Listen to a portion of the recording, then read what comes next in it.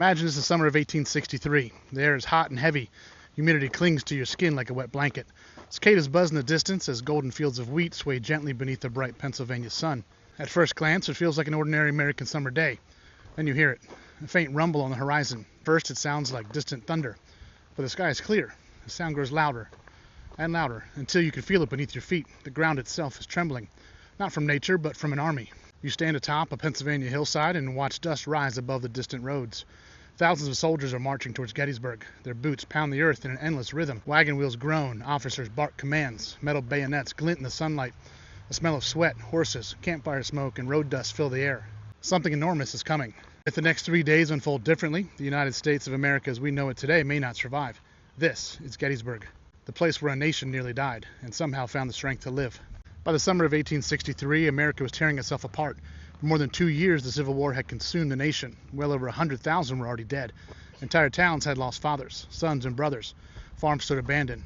Families opened letters with trembling hands, fearing the worst. Everywhere you looked, there were signs of a country bleeding itself dry.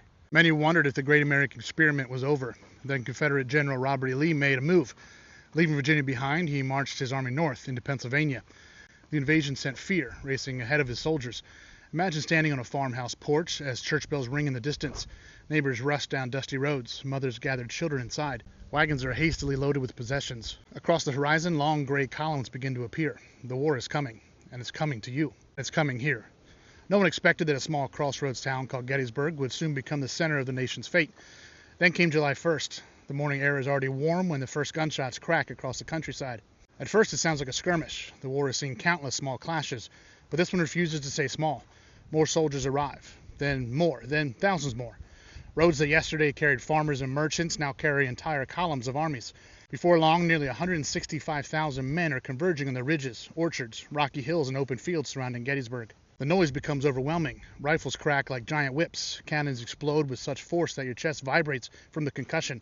Smoke drifts across the landscape, burning your eyes and filling your lungs with the bitter smell of sulfur. Union soldiers retreat through town streets as bullets smash through windows and punch holes through brick walls. Families huddle in dark cellars. Children cry. Outside, the battle grows louder and closer. As darkness falls, thousands of men already lie dead or wounded, yet everyone knows that it's not over. July 2nd dawns hot and unforgiving. The sun beats down on exhausted soldiers who have barely slept. The smell of blood hangs over the battlefield. Flies swarm around the wounded. Surgeons work without rest. Then the fighting begins again. Confederate attacks slam into Union positions across places whose names will live forever. Little Round Top, the Wheat Field, Devil's Den, the Peach Orchard, Cemetery Ridge where I'm at today, Culp's Hill. The battle surges back and forth like a violent storm. Smoke blankets the hills. Men disappear into it, some never to emerge. At Little Round Top, Union defenders reach a horrifying realization. Their ammunition is almost gone, and the enemy is climbing the hill. There is nowhere left to retreat. The line is about to break. Then comes the command that echoes through American history. Fix bayonets. Steel flashes beneath the afternoon sun. With a roar, Union soldiers charge downhill. Not away from danger, but toward it. For a few terrifying moments, everything hangs in the balance. Then the Confederate advance collapses. The hill is saved, and perhaps the Union itself. Then comes July 3rd, the day history remembers. The morning begins with an eerie tension. The air feels still, almost too still. Then the cannons open fire. The largest artillery bombardment ever seen on the North American continent erupts across the battlefield. The ground shakes continuously. Windows rattle miles away. Smoke rolls over the field in thick gray clouds. The smell of gunpowder is everywhere. For hours the bombardment continues. Many know what it means. An assault is coming. Then through the smoke they appear. Nearly 13,000 Confederate soldiers step from the tree line. Their objective lies nearly a mile away. Between them and their target is open ground. No cover, no protection, only courage wrapped around them like a cape. The line begins to move. Flags ripple in the summer breeze. Drums beat and officers shout. Thousands of boots move forward in perfect rhythm. For a moment, the battlefield falls into a strange silence. Then Union artillery erupts. The field explodes. Shells tear through the advancing ranks. Smoke and dirt shoot skyward. Men vanish in an instant, and still they come. Closer and closer. The line shrinks with every step, but it keeps moving. For a few desperate minutes, it seems possible. Maybe they can break through. Maybe they can win the field and the day. Maybe America itself is about to change forever. But the Union line holds. The attack collapses. The charge fails, and with it leaves hopes of victory in the north. When the guns finally fall silent, an awful quiet settles over Gettysburg. The fields are covered with the cost. More than 50,000 soldiers are dead, wounded, captured, or missing.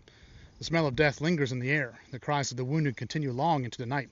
What was once peaceful farmland has become one of the bloodiest places in American history.